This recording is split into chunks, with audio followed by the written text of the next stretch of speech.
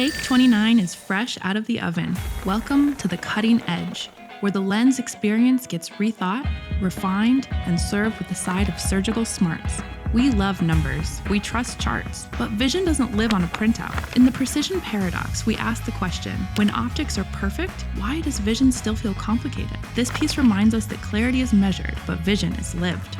Next up, premium IOLs are everywhere, and the terminology hasn't kept up. In the vocabulary of vision, Dr. Shiraz Daya shows why clearer language, not louder marketing, leads to better lens choices and fewer post-op surprises. And in From Surgery to Strategy, Dr. Arun Gulani argues that complex eyes don't need more surgery, they need better thinking. Staging over swagger, optics over acrobatics. Because precision isn't about doing more, it's about doing it right.